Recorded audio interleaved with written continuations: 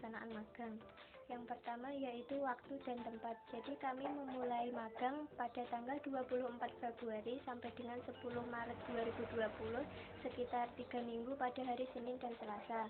Untuk tempatnya yaitu berada di UMKM Zahra Food milik Ibu Ani Mahmudah yang berada di Desa Buntaran, Kecamatan Rajotangan, Kabupaten Tulungagung.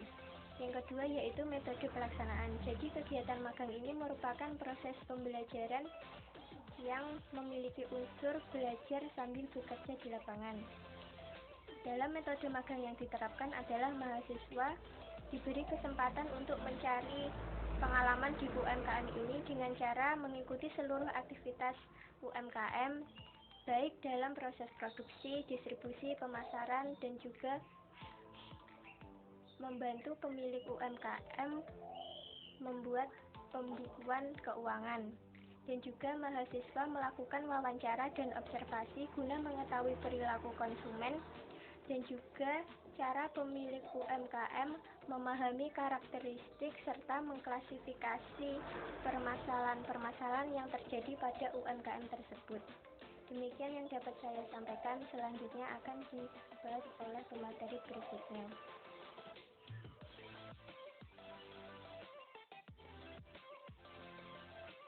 Perkenalkan, saya Rizky Aksari, NIM 214.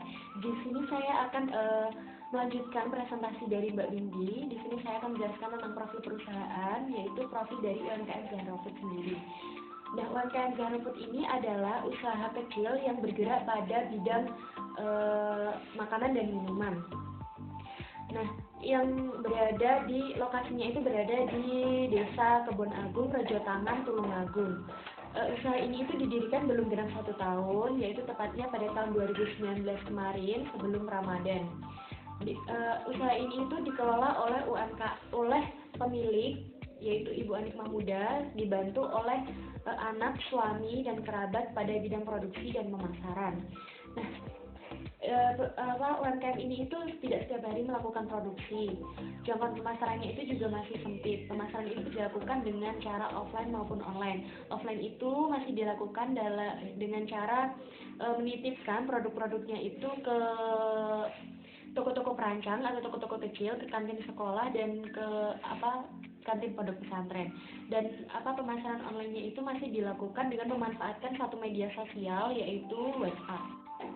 Sejarah berdirinya UMKM Zahra Food sendiri adalah di mana Ibu Ani Mahmudah itu mengkonsumsi minuman sari buah dari pabrik yang berada di rumah tetangganya, dan kemudian setelah Ibu Ani Mahmudah mengkonsumsinya dengan jumlah yang banyak, kesehatan Ibu Ani Mahmudah itu merasa terganggu pada bagian tenggorokannya. Nah, kemudian Ibu Ani Mahmudah itu berinisiatif bagaimana sih caranya bikin minuman tapi jika dikonsumsi banyak itu tidak akan mengganggu kesehatan konsumennya jika dikonsumsi dalam jangka panjang. Nah, kebetulan pada saat itu di Balai Desa Ibu Ani Mahmudah tinggal ada pelatihan pembuatan minuman sari buah yang memanfaatkan buah belimbing yang pada saat itu sangat melimpah di desa tersebut. Kemudian setelah mendapatkan ilmu, Ibu Ani Mahmudah langsung mengaplikasikan ilmu yang sudah didapat dengan membuat minuman sendiri di rumah. Kemudian meminta pendapat dari tetangga-tetangga dan keluarganya kalau ini sudah layak edar, kemudian udah layak dijual gitu maksudnya. Kemudian Ibu Ani Mahmudah coba memasarkan dari mulut ke mulut, terus dari melalui bazar, terus dari teman ke teman seperti itu. Nah, dari sini usaha Ibu Ani itu sudah terlihat mengalami perkembangan. Terlihat jelas dengan produksi dari hari ke hari itu sudah semakin bertambah dan aset yang dimiliki pun sudah bertambah dibandingkan pada awal produksi dan awal berdirinya usaha ini. Sekian presentasi dari saya. Selanjutnya akan dijelaskan oleh pemateri berikutnya.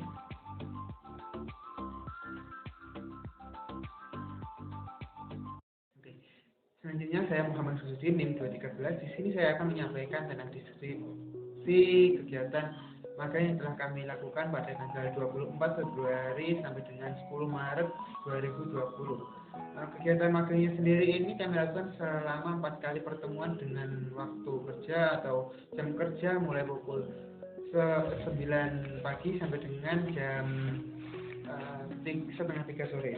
Untuk minggu pertama ini kami melakukan kegiatan produksi dan juga pengemasan produk pada titik lumer atau pangsit lumer, dan juga pembuatan akun untuk media pemasaran secara online. Untuk minggu kedua atau pada tanggal 3 Maret ini yang kami lakukan adalah pengemasan produk sari buah belimbing dan juga pemasaran secara offline, serta wawancara mengenai permasalahan-permasalahan yang dihadapi oleh pemilik UMKM. Untuk minggu terakhir pada tanggal 10 Maret, kegiatan yang kami lakukan adalah produksi minuman sari buah belimbing dan juga pembukuan keuangan serta wawancara mengenai perilaku konsumen. Sekian dari saya, terima kasih.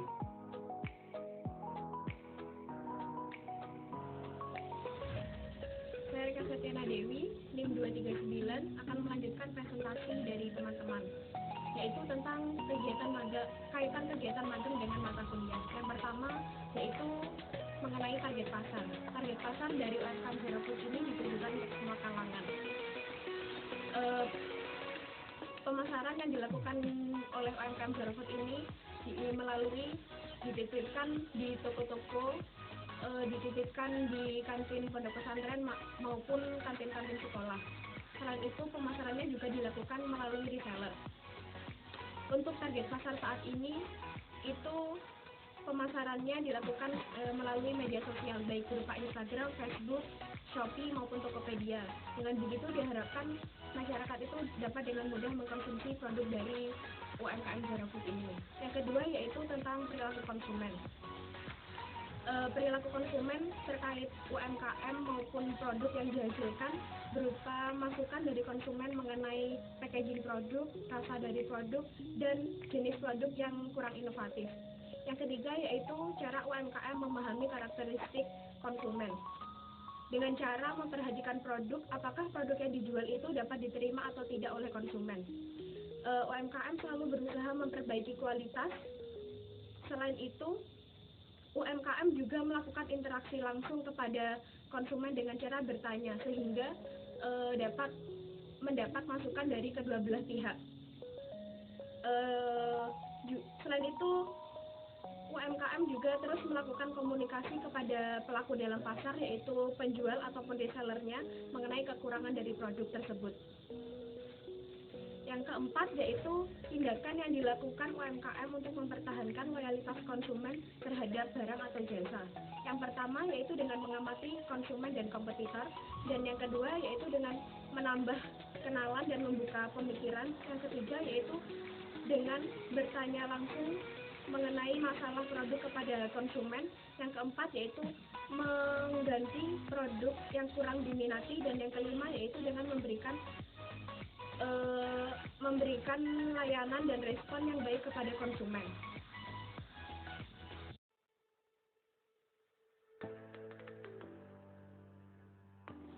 Saya Latifani Matunasifin dengan NIM 246. Di sini saya akan menjelaskan beberapa tantangan yang dihadapi di lokasi magang. Selama kurang lebih 3 minggu kami di lokasi magang, kami mendapati beberapa permasalahan di UMKM Zero Food ini. Dikarenakan UMKM Zero Food ini berdiri kurang lebih dari 1 tahun, jadi masih mengalami banyak permasalahan. Yang pertama yaitu dalam bidang produksi. Dalam bidang produksi ini, pemilik UMKM Zero Food masih kekurangan tenaga kerja. Dan tenaga kerjanya sendiri masih dari pihak keluarga. Yang kedua yaitu dalam bidang bahan baku. Dalam bidang bahan baku ini, pemilik UMKM Zero Food masih mencoba mencari resep yang tepat untuk produk yang dihasilkan. Karena produk yang dihasilkan merupakan produk yang sehat dan juga alami. Jadi pemilik UMKM Zero Food ini mencari resep agar produk yang dihasilkan itu bisa awet dan tahan lama tanpa pemanis dan pengawet buatan apapun. Permasalahan selanjutnya yaitu dalam bidang packaging atau pengemasan. Kendalanya yaitu dalam bidang kurang menariknya tampilan produk yang dihasilkan, sehingga masih sedikit masyarakat atau konsumen yang tertarik dengan produk yang dihasilkan tersebut. Permasalahan selanjutnya yaitu dalam bidang pemasaran. Dalam bidang pemasaran ini pemilik UMKM Zero Food masih menggunakan pemasaran secara offline, yaitu dengan menitipkan produk-produk keripiknya tersebut di toko-toko terdekat dan juga kantin-kantin sekolah. Dan untuk pemasaran minuman sari buah ini masih bisa dipasarkan melalui orang-orang terdekat karena minuman sari buah ini masih dalam perizinan. Untuk pemasaran secara online-nya pun pemilik UMKM Zero Food ini belum pernah menerapkan pemasaran secara online karena pemilik UMKM Zero Food ini masih kurang menguasai perkembangan teknologi pada zaman ini. Jadi pemilik UMKM Zero Food ini masih kurang memanfaatkan jejaring sosial untuk bidang pemasaran. Dari permasalahan-permasalahan tersebut menjadi sebuah tantangan untuk kami agar bisa membantu mencari jalan keluar dari permasalahan-permasalahan dari UMKM Zero Food ini.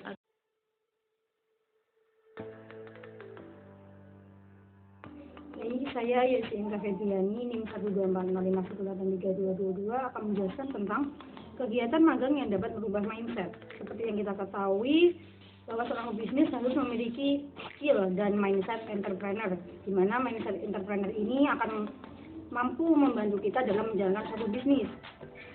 Dalam adanya kegiatan magang ini, kami sebagai mahasiswa manajemen bisnis syariah bisa mengetahui bagaimana awal mula suatu bisnis itu berjalan, serta bagaimana seseorang mengolah suatu bahan mulai dari produksi sampai pemasaran, sehingga dalam menjalankan suatu bisnis itu bagaimana kita akan mendapat suatu keuntungan. Pada awal kunjungan kami ke UMKM tersebut, kami mengetahui bagaimana proses produksi suatu barang, bagaimana pengemasannya, bagaimana penjualannya, juga bagaimana kita mendapatkan bahan bakunya. Karena pada UMKM itu kami mendapatkan bahan bakunya dari kebun sendiri, karena itu buah-buahan yang ditanam ya sekitar rumah, jadi memanfaatkan bahan yang ada. Dari situlah, dari kegiatan magang tersebut kami mengetahui suatu bisnis itu berjalan dan dapat meyakinkan kami untuk menjalankan suatu bisnis nantinya seperti apa.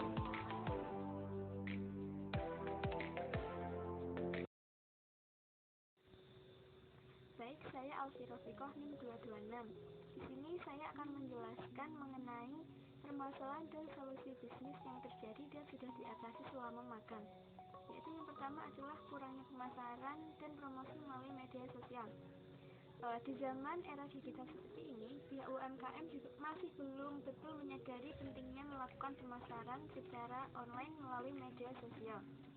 Jadi pihak UMKM masih melakukan promosi dari mulut ke mulut saja, dan juga menitipkan produknya ke toko-toko terdekat saja. Tetapi sebenarnya pihak UMKM juga sudah membuatkan akun media sosial seperti Facebook dan juga Tokopedia. Tapi masih belum efektif karena pihak UMKM juga masih belajar bagaimana menggunakan media sosial tersebut. Jadi kelompok kami membuatkan media sosial lagi agar usahanya dapat berjalan secara lebih baik lagi, yaitu dengan membuatkan akun khusus seperti Instagram, Shopee, Facebook, dan juga Tokopedia. Kami mengajarkan bagaimana cara mengupload, kemudian membuat foto yang menarik dan juga caption yang menarik agar konsumen dapat tertarik dan membeli produk tersebut. Selanjutnya adalah analisis keuangan. Jadi pihak UMKM masih belum menerapkan analisis keuangan secara mendalam. Jadi pihak UMKM itu masih melakukannya secara manual.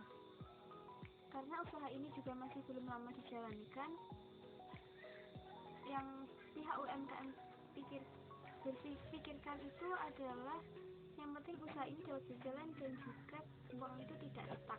Jadi kemarin kelompok kami juga mengajarkan pihak UMKM bagaimana cara membuat analisis keuangan secara baik dan benar. Jadi kami harapkan setelah kami mengajarkan hal tersebut, pihak UMKM bisa membuat menganalisis keuangannya agar usahanya ini dapat berjalan dengan lancar. Kemudian yang ketiga adalah kurangnya tenaga kerja. Karena UMKM ini juga masih baru dirilis, masih benar-benar baru, jadi untuk tenaga kerja masih dilakukan oleh pihak UMKM sendiri dan juga dibantu oleh keluarganya, mulai dari produksi sampai pemasaran. Jadi menurut kami itu masih belum terlalu efektif karena jika pesanan banyak itu akan mengalami kewalahan. Jadi kami harapkan suatu saat pihak UMKM dapat mempunyai karyawan sendiri agar membantu produksi dan juga pemasaran agar lebih ringan dan lebih baik lagi. Terima kasih.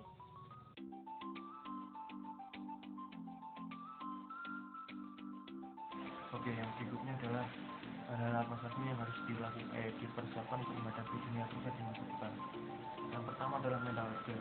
Hal ini sangatlah penting dan berkaitan dengan bagaimana cara kita untuk memasuki dunia kerja dengan baik dan mental yang sudah tertata.